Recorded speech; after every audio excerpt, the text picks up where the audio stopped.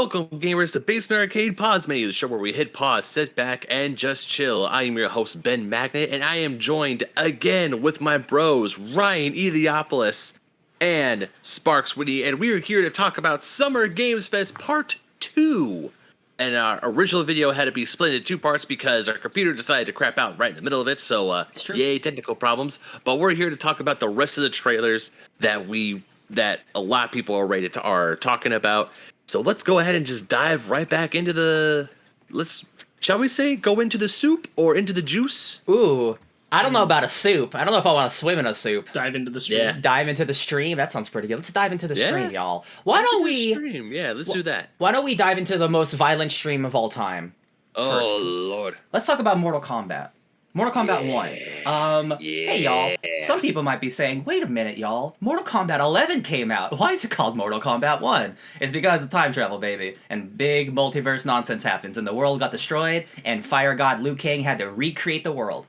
And instead of starting from scratch, he's like, what if I just, kind of do the Mortal Kombat 1 again, but a little different? And that's totally fine, because, not everyone could be a creative genius. Liu Kang likes to punch a lot. I just think this looks like a great sequel. The combat's a lot floatier. There's a lot more opportunities for juggles, for combos. The cameo system looks really cool. This is gonna double the amount of fatalities and X-ray moves and combos you can do. It allows you to implement other people's abilities with your own powers. So let's say you want to teleport using Kenshi's ability, but you're not Kenshi. So you play as Johnny Cage with Kenshi as your cameo, and you get his teleport. It's really, really, really cool shit. I think visually, it looks incredible. What do you guys think about this one?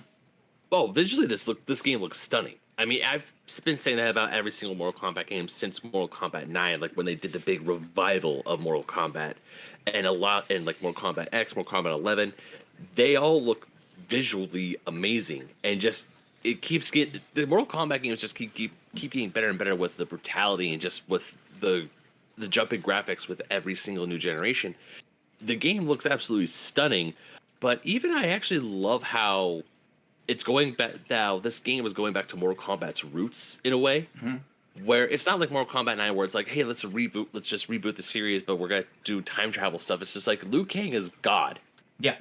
And I think that's really awesome. And also just watching this footage with him fighting Scorpion and his fire moves. The fire moves and the particle effects look spectacular. Oh yeah. That's the thing with this generation. Graphics will always get better, but particle effects, they will those explosions, those combustions will look so good.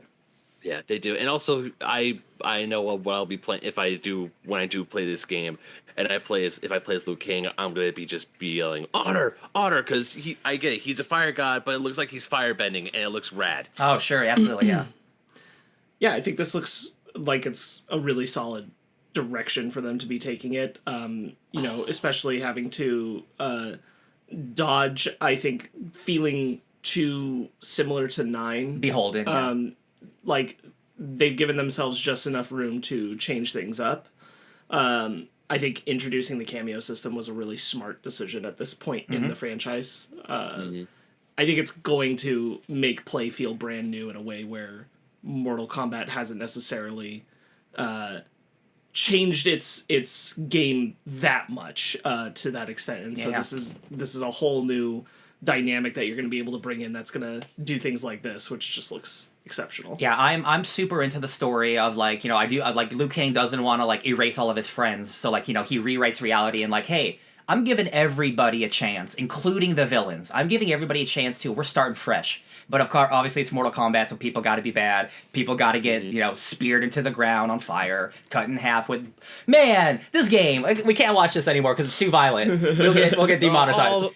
all the violence. Yeah. All the blood and gore. So for Summer Game Fest, there was a bunch of people have been playing the game, and there is a bunch of gameplay online to watch, and there's a bunch of fatalities out there, and man, this game... obviously, Mortal Kombat's always been good, but, there's something about this one, man, that's oh, man, ooh, spicy. I'm really jonesing for it. Not only that, because we mentioned earlier how Liu Kang, he changed it, but he didn't, completely erase the old and brought the new. He kind of built on top of the new.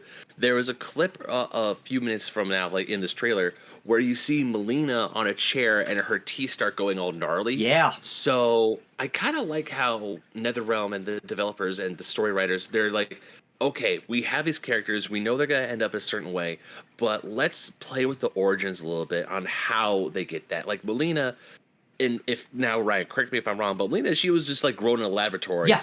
She's a clone. She's an evil clone of Katana. Yeah, and this one it looks like she was actually born. She had a life. She was queen essentially, and she's fighting Katana. And there's a line in the trailer where she's like, "You're after my throne." Yeah, but Melina might have a sickness. She might have an illness that gets her all like gnarly and vampire-ish. Yeah. And monsterish. The thing that's really interesting is that Shao Kahn, like the big villain for Shao Kahn, he is like the instigator for a lot of these things happening. So like the fact that he's not in here, the fact that like the main villain of the MK universe isn't here, like the Thanos isn't here, it allows every character to change in a way that's very interesting. Like again, like Melina not being a clone, being a real character, Scorpion and Sub-Zero being brothers. Like that's really cool shit. Like that's really interesting stuff. So like I'm just so excited. You know, MK has never ever let me down with the story mode. So like, you know, I'm really interested in the story if we're gonna get any amount of like, kind of whether it's like you as an audience are supposed to be or the narrative wants to interrogate Liu Kang's decisions. Yes, because like Raiden guided things, but he didn't shape things. And now that Liu Kang has shaped things, I think there could be a questioning of like who Liu Kang decides to let have a shitty life. Exactly, yeah. And who Liu Kang decided has a better life. See, exactly, that's what I'm talking about, because like none of these people know that their lives have been rewritten until right. until maybe Liu Kang tells them this, right? But like, what makes Liu Kang the guy to choose this life for everybody, which is a very interesting thing to think about. Yeah, because again, villains are like, you still put me in the villain role. I didn't get a better life, Liu Kang. Right. That's actually very, very interesting. I like that. Well, moving on from some uber violence to I gotta go down the playlist. Sorry, y'all. 1 second. Why don't we take a train ride? A sweet little train ride. Choo choo. Okay. I've always wanted a little like one of those train table, like the whole table of like, here's my train village that goes around, and I realize that will never ever happen because I will never have the space nor the resources to do so. It's an expensive hobby. It is, but I think it's a cool one. Like the idea of like, yeah, I mean, with endless resources and endless space, absolutely, I would have one. I think that would be really fun.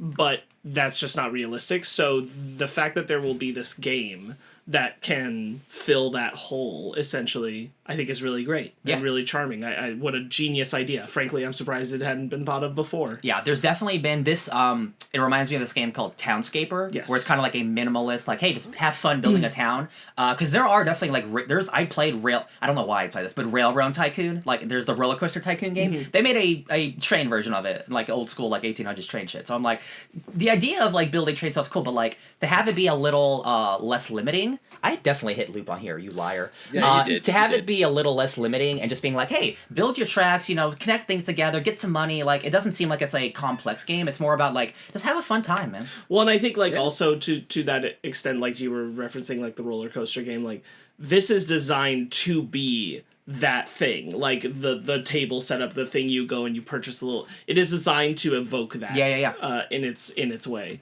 Go ahead, Ben. Oh no, I was just gonna say, I really like the art style, how everything is still like pixely, like 8-bit pixely, kind of like Minecraft graphics in a way. Yeah. And also, I also was gonna agree with Sparkz, because when I was a kid, there was a hobby shop close to where I lived, and I just walked in and I just saw, because they had this huge table set up with just trains just going around, and I just want to sit there and watch. And I could have sat there and watched for like an hour or so, but my parents were like, okay, let's go. And the only train set I really played with as a kid was mostly my Thomas the Tank Engine train set, like the wooden ones that you get to build your track, and you got to play around with that. Yep. Because I had a few other train sets growing up.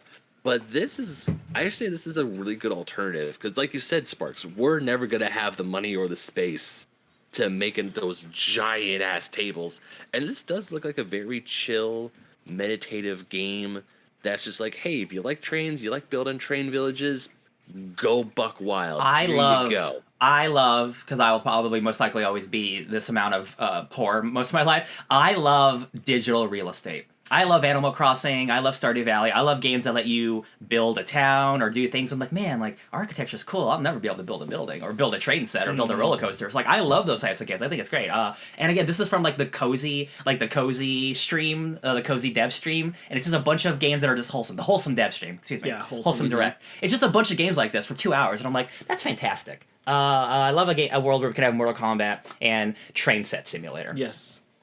Ooh. Let's move on to a cool-looking time, but I don't know if I'd call it a good time. Let's talk about Laika, Age Through Blood. Sparkz, you picked this one. I think this looks pretty cool. Tell me about it. Yeah, I love it. I really love this design. There's something about it in the gameplay that evokes Metal Slug to me, and I'm a huge fan of the Metal Slug franchise, and so kind of translating that into this desert coyote apocalypse setting really, really works for me. I think the idea of traversing the levels on the motorcycle and then having your shotgun is a really cool idea. There's particular sequences where like you'll see them speed by an enemy and then just turn back and shoot them with the shotgun. And the boss fights, these big skull face creatures, they look really cool. Like giant, like flying just snakes. all the design stuff. Yeah, there it is. All the design stuff is really, really great. I think this looks really unique and fun. It takes itself like very seriously, which generally games that look like this are kind of usually more lighthearted. So it's really cool that like, hey, we are doing like a not furry. I don't know what the word is like, but like animal based anthropomorphic. Thank you, anthropomorphic based very serious Metroidvania. They're calling it a Motorvania because you are like a coyote on a motorcycle. That's just really cool. It looks great. I'm definitely with you, Sparkz. I think this is really cool. Anything on this one, Ben? Oh yeah, it definitely is different because of the motorcycle. Like it reminds me of this one game where I forgot what it's called, but it's a very physics-based motorcycle Trials. game where you have. That's it. Exactly. There's been a lot of Trials comparisons with this game, but with combat in it. Yeah, but because when I first saw this, I'm like, oh, the motorcycle's cool. But then I saw the combat, I was like, I'm not 100% sure how I feel about that because obviously when I hear Metroidvania, when I hear this type of games, you're just like moving. It's just like you're on your two legs, you're moving normally. If there's a vehicle, the vehicle is only in there for certain aspects of the game. But this actually is it's not like Trials where it's like, you have to get over these crazy jumps. You have to like make sure you get these areas just right. I mean, you're probably going to have to. I bet there'll be some of that. And there's going to be some of it, but it's not going to be as crazy as Trials. No. But also you got the RPG elements of upgrading your weapons. You have to explore. You have to try and find I am assuming your son. And the monster designs and even the world itself, it's like a post-apocalyptic world where there's like some sort of society going on, but there's obviously a government in place that's very oppressive. They're horrible people. They're Nazi-esque essentially. Oh yeah. I think. I think that was was that a vulture? It's like they're like desert birds versus coyotes. Oh, sweet. Yeah. And I will say, also the art style is just fantastic. The art style, and also it's that's a Nazi. Game. That's a Nazi. Oh, yeah. Look at that. Oh yeah, totally. They're not good They're not good birds.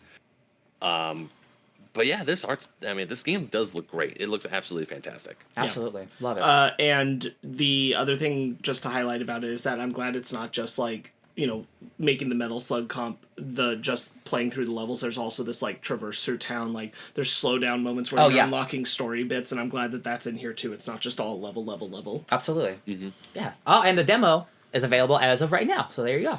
Happy 19th of June. Moving on to... Why do you keep doing this to me? Moving on to Ben's favorite video game genre, the horror genre. They made October specifically for you, Ben. This is Luto. Sparkz, you also put this one on here, but I do love me a spooky game. Tell me about this one where you're trapped in your own house. Well, I really wanted to highlight this one because I think it's always going to be a shame we can't make Ben play PT. Yes. So I'm glad that there's something that might just be getting us a similar experience. Yeah. It's got the atmospheric spooky vibes. It seems like something where Ben will have just a terrible time. It's happening again. Yeah. Yeah, this does not look like a fun time to me. Just even when you get that creepy figure standing above the painting and then they just morph or just they phase back in. Yeah, they phase back into said painting. Not looking forward to this one. It looks like you discover like in your basement like an underground Yeah. thing, and it's like, oh, Yeah. murders happened here. It's like, oh, hey, I'm in my own house. I'm Kinda like trapped in my Barbarian. own house. I can't get out of my house. Barbarian. And Yeah. there's a creepy, spooky stuff just happened downstairs. I don't like this. This isn't fun. Love it. Yeah. I'm always a big fan, especially during the spooky season, the first-person adventure horror games. I love those type of games. Let's move on to... Oh, God. Let's talk about some fencing. We love some fencing, don't we? We love some rapiers. Yeah. Tell me about this one, Sparkz. I think this seems very up the alley for people who like Three Musketeers, Puss in Boots, that kind of genre of like swashbuckling. It gives me like Zorro vibes. Yeah, and doing that kind of fencing, but like you've got the they show they have this voice actor and you can hear a lot of her in the trailer, so Very charming. You know that she's got like a lot of quips. She's gonna have a lot of personality, which I think is really good. I think there are two things that stand out to me are that the system looks like it's really fun for doing the swashbuckling. It looks like it looks like it's going to play very well just on sight. And then it's the use of environments, the way that you can utilize like dropping chandeliers, pots, throwing things onto cannons and making them launch at people. Like that all looks very, very good. Yeah. And if it plays as well as it looks, I think it's a really fun time. And I love the design. I think the art looks incredible. Yeah, just going off the little bit of a like UI we see of how the game works, it looks like it's like a rock paper scissors system, because if you see someone slashes and there's a circle, or someone slashes with an X, and I think that's either how you parry or riposte and stuff like that, and I think that's really cool. I love a good combat system like that, like For Honor or something like a Knockout City, where you have to like carefully like, oh, what's the opponent got to do? I gotta match them, meet them, kind of thing. This looks really cool. I for some reason when I saw like this on Twitter, I thought this was a multiplayer fencing game. And that's totally cool that this is a story-driven one, because again, like the main character seems really fun, like Spanish conquistador kind of stuff going on. Looks like a ton of fun. Yeah, it does. Also, you're also like the main character looks really fun to play as, and I also want to complement the combat system as well, because it's not just like hack and slash. You really have to watch your opponents. You have to really. It's not like it's not like say Kingdom Hearts, where the joke is press X to win, where you're just like swinging your keyblade wildly. This one, especially with fencing, it's a very careful way of sword fighting, because you have to really watch your opponent. I mean, all sword fighting you have to watch your opponent, but with this game, they're really going into the style of fencing where you have to really be careful. You have to anticipate your opponent's next move. It's more technical. Yeah. Exactly. Yeah. To your point, Ben, like we recently did Mask of Zorro for the Real Score, which is an episode coming out soon. But when we did that, we talked about how like they film sword fighting in that as a dance, and I think that the gameplay here is capturing that sense of like this is almost like dancing more than just fighting. Than just hitting people. And yeah, right, and that's just a different style of sword play that you don't see in games a lot, and they're capturing that cinematic feel. Absolutely, yeah. Yeah, I love the art style. I think it's got a great look to it. Can't wait for this one. That is coming out. Who knows when, but there's a demo out now. Lovely. Later this year, I think. Another indie. I was gonna say masterpiece, because I was so blown away when I first saw this. Yeah. Viewfinder. Yes. I'm so glad you put this on your Sparkz, because I missed this one. But this one looks incredible. The design of it looks really cool. Like, this seems like the most complicated thing ever made, and the fact that it just so seamlessly works is really impressive. Yeah.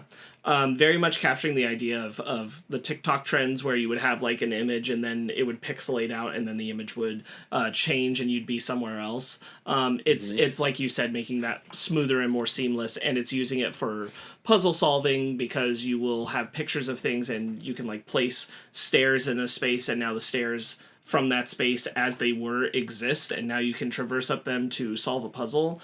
This looks really cool. There is a demo out now. Yeah, baby.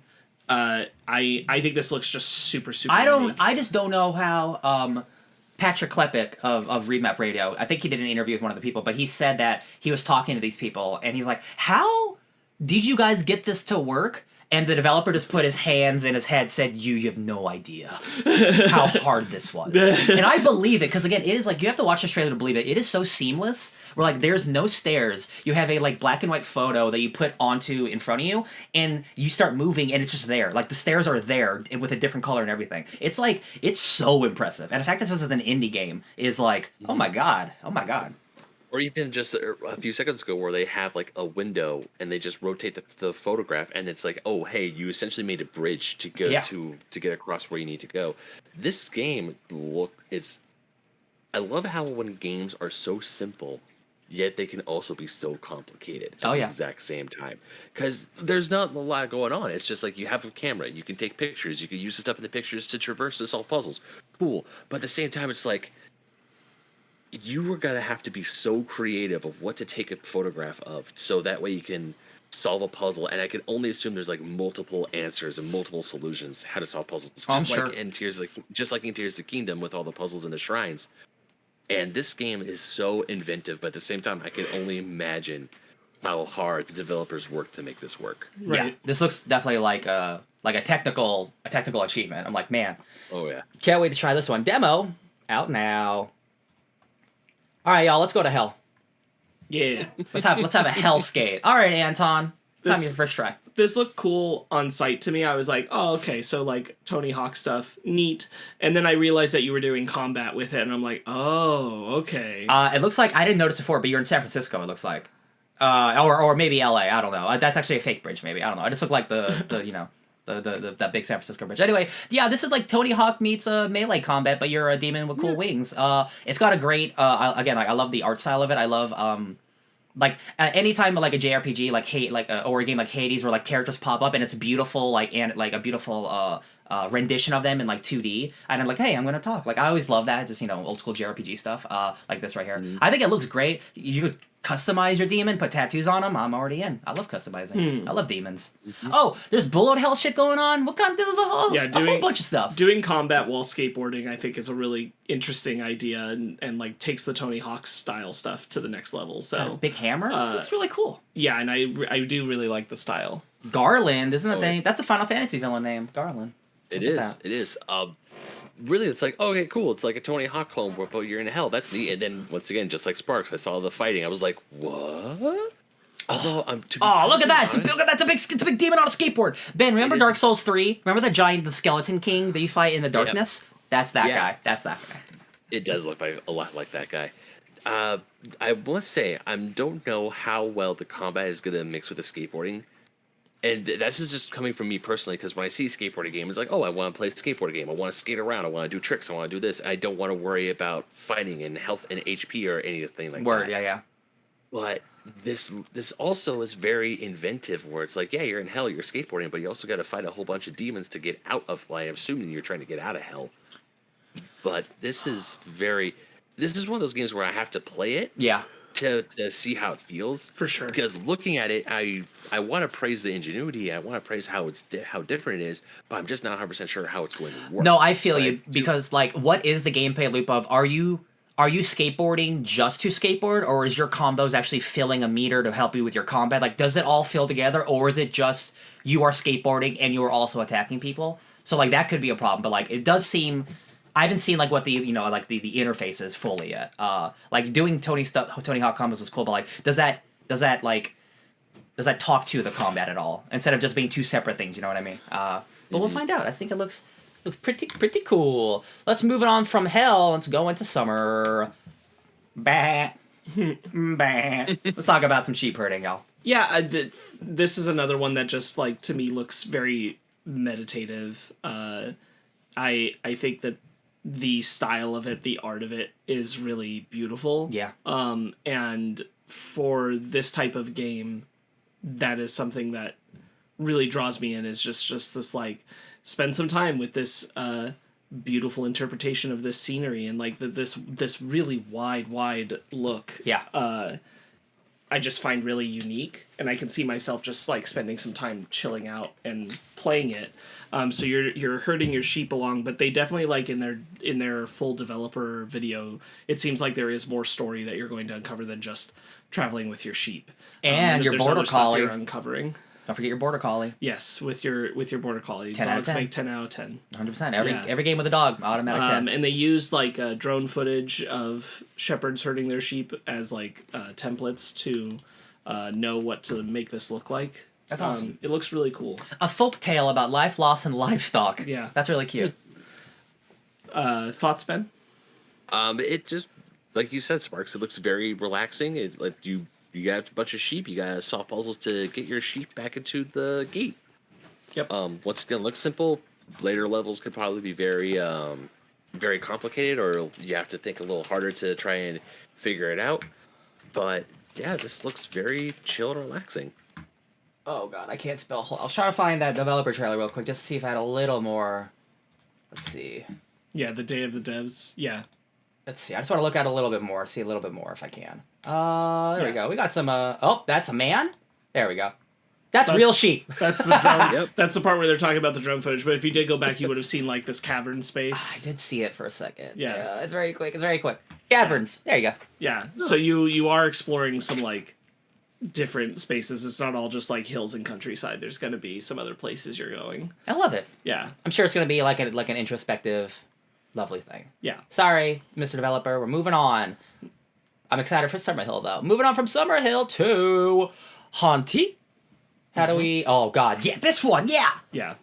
This is probably one of my most excited ones to talk about. From this arguably fest. one of the reasons I was like, we have to record a part 2. Yes, we can't just like not talk about Hauntii. yeah. This one blew me away. Not just because of the way it looks, and it looks like nothing I've ever seen before. Which, I mean, there probably things that do have this art, so I just don't see a lot of it. But what you do in the game is really fascinating and really cool. And I want you to tell me more about it. Yeah, so you are a ghost. You are in the afterlife, both in the sense of like you are mixing between being in the afterlife in the sense of being in reality and dead, and so like you are slowly uncovering like things within the environment by interacting with them through haunting the environment, and then also traversing into like the grander afterlife beyond the mortal plane. And I really love the interpretation of this idea of ghosts not really knowing where they are until they're directly affecting an object, and like how that spreads out your understanding of what you're doing and where you are, and this idea like the fun idea of like ghosts unintentionally haunting just because they don't have a full concept of where they are. It's not out of in malice. relation to in relation to reality. I think that's really cool, and then just the art style's absolutely incredible. Yeah. The gameplay loop of you like possessing items and like objects and mushrooms, trees, people, and you don't know what's gonna happen at first is really cool. It's basically a game of like haunting experimentation. That's incredibly cool to me. That like, oh, I don't know what's gonna happen if I jump in this mushroom. Oh, it'll jump me to another mushroom. Does parts of the map like this Yes. with all that depth? It's insane. It looks stunning. Like this is like this looks like a damn good indie game. Looks like an Escher painting right there. Oh sure, yeah. Hauntii yeah. coming 2024 to everything. Thankfully. I want to say that this is a very when you hear the title Hauntii, you're like, oh no, you're good. You think spooky game, right? Now it's got some spooky vibes. That's what I will say. It has some spooky vibes. It's spooky, but it's not super spooky. Yeah, spoopy. That's really good. Yeah. And it's not malicious. It's not like haunt things, not to scare people, not to freak people out, but it's like, oh no, you just need to haunt items to get from point A to point B. Or like this part is like, oh, you can haunt this stone head to move it so you can unlock a gateway. Or it's all about puzzle solving, traversal. It doesn't look like there's a whole lot of. I mean, there's like some combat, but it's not very prominent to the gameplay. And also the story, I think, is wholesome. It's not like, oh, I'm dead, I need you to get. It's like it's not like a ghost going through the motions of like not believing they're dead. It's just, oh, I have a ghost friend and I want to get back to her. Yeah, man, And I want to get back to my ghost friend, and they get separated, and it's like, no, where's my ghost friend? And the whole point is for you to find your ghost friend again. I'm so curious, like how the structure of the game is. Like, is it level based? Is it like semi open world? Are we like doing like the different zones, like a Cult of the Lamb? Like, I'm so curious, like what the loop of the game is, because like it looks so good. Because you go a lot of places. So it's really I wouldn't be shocked if it's like it is narrative driven. Where you're just going to a lot of different places in it feels almost like it has to be. Yeah. Yeah, I said the last time we talked about this that this feels to me like what Cult of the Lamb was last Summer Games Fest, where it's like, yeah, this is kind of like the standout. Everyone's going to be really interested in this. Yeah. This indie game. I think this is the one for this coming year. Absolutely. Yeah. Is it this year? It's coming 2024. 2024. All right. Well, I bet you there'll be a demo available sometime soon. I bet. Hope so. All right, y'all. We're Very moving excited. on to the final two trailers of the showcase, and they're both take place in the stars. Let's talk about Starfield first. This, my friends, is Bethesda Softworks, the creators of Fallout and Skyrim. Their first new IP in 25 years, and it's really exciting because this really does look like a big next step for this developer. And I've liked all their games, but they are certainly a company that has, despite making really good games, has been stagnant because they've been using the same engine and the same software for like over a decade. The same stuff they were using on Skyrim, they're doing on Fallout 4 years later, right? Like there's no progression as a studio, right? Like you can only go so high when you're using old technology, right? So they have a new animation software, a new engine, all this new stuff. This is like basically a literally brand new game for them, and I think it looks great. I am a big fan, as everyone knows, of big open world games, big games where you can customize, whether it's a character or your ship or any of the bases, or the dozens of bases you can have, the dozens of ships you can have. You can create them and customize them however you want. This is also just a giant open world role-playing game, and that's what Bethesda, they are the masters of that, creating whatever character. Do you want to be a mercenary? Do you want to be a pirate? Do you want to be a good guy, a bad guy? Do you want to use melee? Do you want to talk your way to fights? Any character you want to create, like they come from the Dungeons and Dragons thing. Like this is Morrowind, but like it's all stemmed from, intelligence, strength, dexterity, all that shit still. So like this looks like the next big thing. They're calling it, and I don't believe them, but they're calling it the most important RPG ever made. And I play too many games to believe that. But I think this looks really, really impressive, especially if you watched the full hour presentation, which I didn't expect, or I need you guys to do. But I am so locked into this game. The aesthetic of it being in the future, but it's not about crazy aliens. Like there are alien planets, but it's not about it's not Mass Effect. This is about humans and the remnants of NASA trying to figure out what's going on in the universe. Like NASA is like a small thing. Like they're doing their own thing out in space, trying to like save the world for whatever reason we don't know yet. But like NASA's actually involved in this game. They actually help them create like what would spacesuits look like 200 years in the future. Like realistically. So like this is the most, they've said it, this is like the most realistic future that we could have while still being fun and fantastical. But it has like a base in realism, kind of like Star Trek. So I'm sold 2,000,000%. I'm curious what you guys think about Starfield. Yeah, I really admire it. I'll say that because like I know that just Skyrim, Fallout 4, those have never been games that I've been able to really get myself into. But I admire the work here. This has the best shot of getting me into it because it's all the space stuff, which interests me just more. But I really like in the full development thing that they had, they're talking about, choosing your traits and your alliances and all these kinds of things that inform on your backstory and some things that like they are retroactively like expanding on that you don't even know about yourself or your like relations that you're going to uncover by interactions in the game. And I'm like, this is really cool. I want to give an example. Yeah. So like just like in other Bethesda games, like you create like, what kind of background do you have? Are you come from a rich family, a poor family? Are you a spacer? That kind of thing. Like all of those choices you make will impact your character for the rest of the game without you even knowing it. Like if you pick, I was born on a poor planet and I didn't do all this stuff. Like, I wasn't part of the Earth Federation or whatever. Like people will recognize that. Like, I see you don't come from here. You don't know our customs or blah, blah, blah. Like small little things impact your character all the time. And that's what Bethesda, again, has been so good at for decades. Like character stuff. Character stuff is and role-playing is the strongest aspect of Bethesda games. It's never been combat. Their combat has always been serviceable to good. This is the first time where I think the combat actually looks good. The shooting has weight to it. You got jump jets and jump packs. On like they show like force powers at the end, which is an entire new like. Okay, so now you're telling me there is magic space shit happening in this game at the very end of this hour-long demonstration. This game's already so packed. You can't throw force powers at me. I'm so thrilled. Ben, I want to hear what do you think about dinosaurs in space? Dinosaurs in space. That was a cool looking dinosaur. That was a cool looking dinosaur. I really hope this game is good. I really hope that, I mean, just looking at the footage, the game does look fantastic.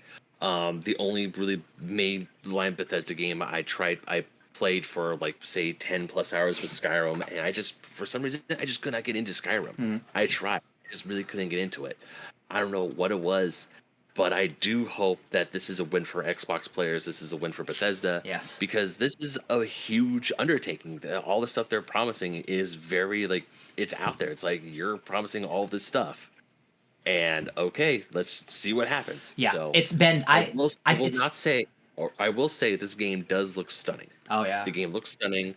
The combat actually, like the first person shooter combat, does look does look very interesting. But also with Bethesda games or with all the stuff that you can use to customize, because I saw like bits and pieces of how you can customize your own ship. You can customize, of course, your character and do all some other cool stuff. And I'm like, that's awesome. I'm just not 100% sure if this game is going to be for me. Oh, yeah, sure. But also, I just hope it's good. I hope players be like, yo, this game is fantastic. I'm like, great. Hell yeah, I love to hear it. They've been working on this game. This is the longest development cycle they've had for any of their games. Fallout 4 came out in 2015. We're almost a decade into them making this game, so like, I'm not worried that it's at least not going to be good. I know it's probably going to be good because they don't make bad games. They always make at least good games. But I do have a good feeling about this one because, again, the way that everyone's talking about it, like everyone on the team seems to have like this energy. Not that they don't have energy for the other projects, of course, but like this being a new thing, everyone's really jazzed about it. And it being, on the PS5, like this is the best looking game they've ever made too. So like it just seems like a full win for Bethesda, and I'm so pumped. Yeah. I'm so excited. And you mean this being on the Xbox? Sorry, yes, being on the Xbox, yeah. But like being you're right. But being next generation, like them actually utilizing hardware that they haven't used before to make it look good, and not something that's 10 years old, even though it just came out. And I know you highlighted it last time, but just the gameplay itself looks like it's more engaging than previous Bethesda games have, and that part of that is because of changes in software and absolutely things like that. Just everything has got a fresh new coat of paint on Bethesda's what they do. So like if they just keep doing what they do, this game was going to be good. But now the fact that they actually have better technology, like I'm so excited. You could say what's new and great about this comes from software. Oh, if only this were a Dark Souls in space. Speaking of space, the final frontier. Ben, did you watch this 10-minute trailer? Please tell me you did. Yes, I did. Thank the gods. Because Star Wars Outlaws is here, y'all. And like we all like Star Wars. We don't all always love open world games, but I think this looks phenomenal. Just like Starfield, this looks like it has great combat, great space combat, great. There's probably gonna be great customization. The character stuff looks great. There's role playing choices, like giant open world with vehicle stuff. I'm like, damn, this looks like a Star Wars game. How are you guys feeling? Mm-hmm. Oh, this looks like a Star Wars game that so many people have been aching for. People have been wanting. It's it doesn't involve Jedi. It involves bounty hunters. It involves the crime syndicate. It takes place between episodes 5 and 6. The Pikes. The Pikes who we recently saw in Boba Fett. Yeah, you have to deal with the Pikes. You have to deal with all these crime bosses. Like later on, you see that Mon Calamari crime boss, and you have a chance to either bribe an Imperial officer or don't. And next thing you know, because your action, it's one of those things where actions have consequences. Yeah. So I could see that this would be the game where if you make a choice, you like make a save right before a cutscene. Oh yeah. And then you go. You make a certain choice. It's like, I don't know if I want that. And then you reload your older save to try the different choice to see if it's different. Like the graphics wise, this game looks absolutely stunning. Yeah. This game looks absolutely great. And also later on in the trailer, you get to the ship combat or the surface of the world to outer space. That is something that people have been wanting, because when the original Battlefront 3 was coming out, they're like, we're going to have like planet to space combat where you're going to be able to traverse up and down worlds. And it's a hiding loading screen, but it's so good. Yeah. It looks phenomenal. The only other game I've played in my lifetime that does this is No Man's Sky. Where that is a game where you can go to 1,000 planets and never have a loading screen from surface to air. But also that's doing completely different thing. That's all procedurally generated and stuff. Right. I think this looks just radical, man. Like I love games Like, we all play God of War. We're like, oh, this person has an elemental defense, so I have to change my weapon to defeat them, right? She has a blaster that can't shoot through shields, so she has to change the ammo in her blaster to shoot the shield. That's just really, really cool. And I know we're going to get so many more of those types of abilities. You got your little axolotl, I think that's what they're called, like little like alien version companion who can distract enemies, hurt enemies, like push buttons for you. That's one of the things is like, what we were seeing up to this point is the options of using the pet friend to either attack someone or press a button. Like you get to strategize how you want to move through an environment, and like there's so many things at play that you can utilize, like the tanks that we saw them blow up. How you decide to engage with it, the fact that there will be like so much, like you can go through a thing in your own way. That's really, really exciting, and we haven't really had that kind of variety and versatility in a Star Wars game. I'm trying to think. We haven't had open world Star Wars game. Jedi Survivor is not open world. No. That is like open zone where you go to different zones. This is an open world where you're going to multiple planets, where like it is the ultimate version of what you want Jedi Survivor to be, kind of. And again, that's not disparaging the game. That's just a different type of game it's making. I'm just like.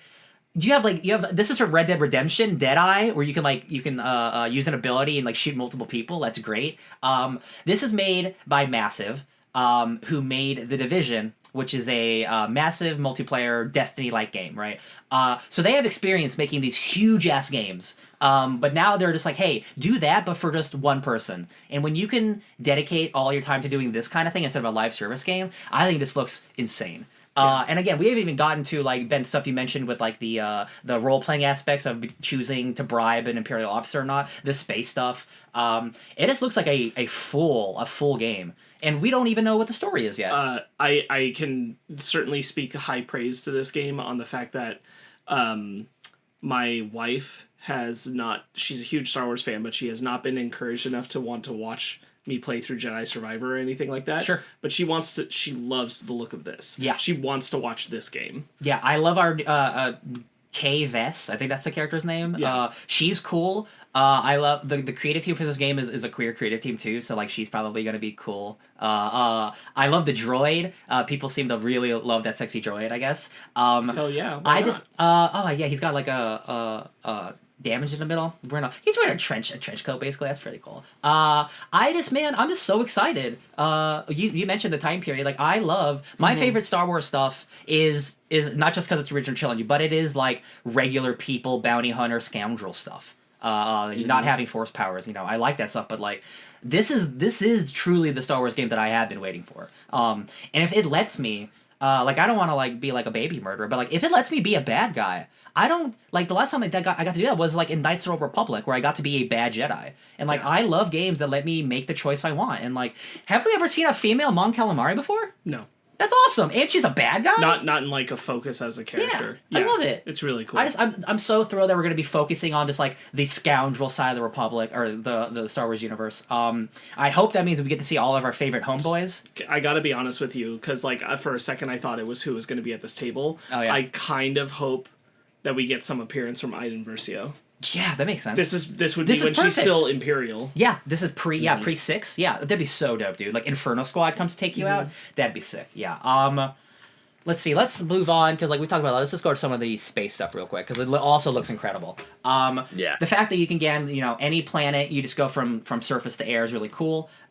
This definitely reminds me. This is not.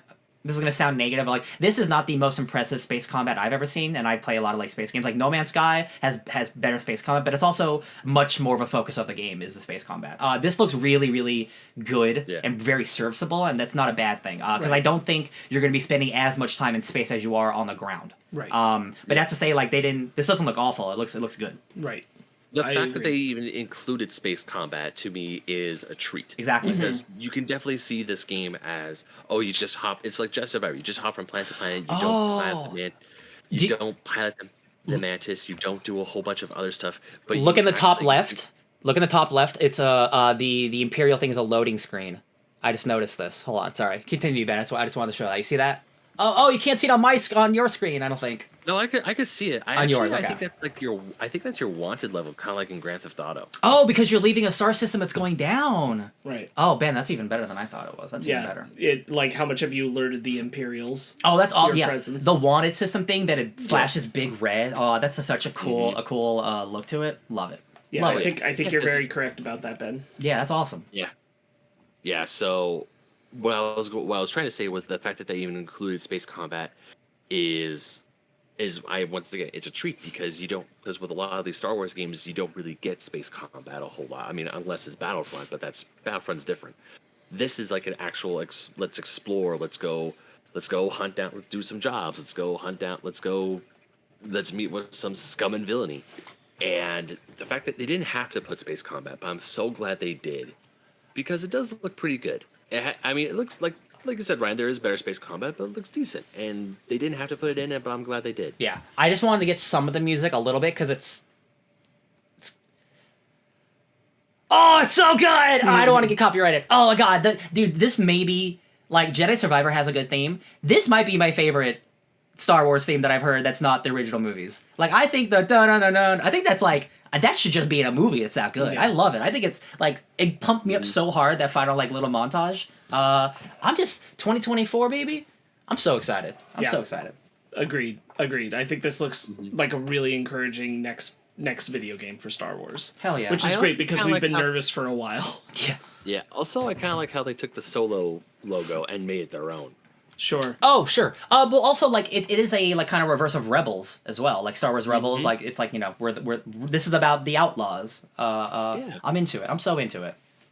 Yep, I'm into it too. I cannot wait. This game looks fantastic. Love it. Well, we're going to leave the stars, y'all. We're going to take us back to reality. Oh, there goes gravity. That's an Eminem lyric. Thank you guys for doing this part 2. I'm so glad we got to do it. Absolutely. Because I really wanted to talk about that Star Wars game, and we didn't. Yes. Yeah, and also I didn't watch the trailer for it because I was actually surprised that the Star Wars trailer wasn't on there the first time we did this. I was like, we goofed. Yeah, like, I definitely, I missed it, but, like, the fact that, like, he also missed it, and, like, I figured, like, someone would bring up, like, I guess it's because it's so, like, everyone probably saw it already. Or at least I thought they did. I was like, oh, yeah, I just didn't think about it. But we're here now. And also, like we said in part 1, there was like 500 plus games being announced for Summer Game Fest. There's just like too many games. It's true. But Outlaws was definitely one of the really exciting ones, especially for a AAA title. Yeah. 2024 is going to be a very good year. Yeah. We got some really good games coming up. I mean, this year also is This incredible. year has been a banger. But I think we are, like others have said it, like, you know, we really are seeing like the fruits of the lull from the pandemic. Yeah, those like, games are a coming lot out. of big games that have been in development for a while that have been wanted to come out. Like, we're starting to get them, and they're looking A+ incredible. Yeah, like I mean, you know, Zelda, FF16, Starfield, like Spider-Man, like all these games are finally coming out after so long. So it's like it's good time to be a gamer, I'd say. Yep. Oh yeah. Oh yeah. Definitely. Well, I think you can take us out of here, Benjamino. Yeah, that'll do it. So this has been part 2 of Summer Games Fest 2023. I have been Ben Magnet, and over there that's Ryan Eliopoulos. Yo. And Sparkz Witty. Hello. And of course, you can catch us all hosting the Fake Nerd Podcast, which goes live every Sunday at around like 8:30, 9 o'clock, give or take, right here on YouTube. And also, you can catch the rewind listening to us audio. You can catch this listening to audio if you're watching it. Cool. If you're listening to it, well, I would highly recommend checking the video portion because there are some really cool trailers that we're showing. So go ahead, check that out.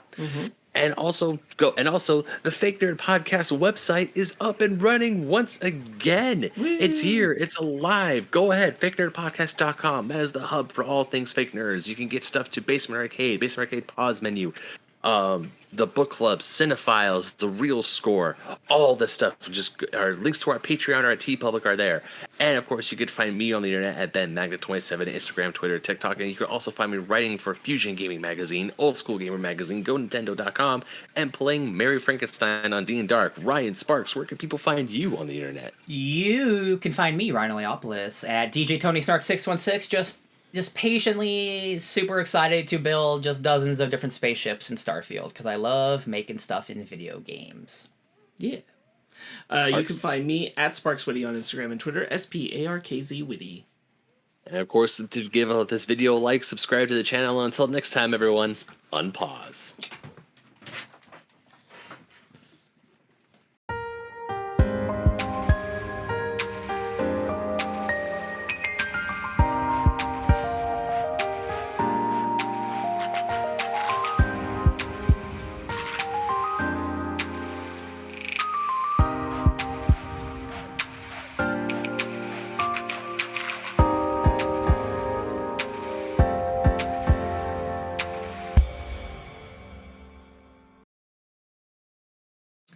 Oh, you're not even in here, bro. You're not even in the game. EA Sports. It's in the game. God, I remember when EA Sports was fun when they were good. Well, I don't think EA remember. Sports exists anymore. I I think it's just like Madden. Like, I mean, I guess technically, like, I don't know. Yeah, they don't make as many sports games, I should say. Nah, because their big moneymaker is Madden, but because I think they lost all of the rights to a bunch of other sports titles. Oh, that's true. Like MMA and like, yeah, FIFA. I think. Yeah. Oh no, they still have the FIFA license. I think the FIFA license and the Madden license are the big moneymakers, but I think they lost the NHL license. They lost the NBA license. Well, Madden's enough. Oh, excuse me. We can watch that Will Ferrell movie that they're making about John Madden football. They're making a movie about John Madden football? So, Ben, they're not just making a biopic about John Madden. They're making a biopic about John Madden and how he got into video games, and Madden became, like, the biggest sports franchise in video games. It's not even about John Madden. It's about the video games. Wow. That's where we're at in popular culture of making things into movies. Wow. Don't make a movie about the man, make him about the video games, where all it is just the guy, the head of EA at the time, traveling with John Madden from city to city for when he was doing Monday Night Football, and just be like, hey, I want to do a video game. And he's like, all right, cool. Make sure it's just 11-on-11. Make sure it's not 7-on-7, because you got to make it popular, because football games at the time, they didn't have the full teams on the field. But well, then what if instead of that short story you told us, we watched a 2-hour movie about it? No. I don't know. All right. Well, let's jump. Let's dive into video games.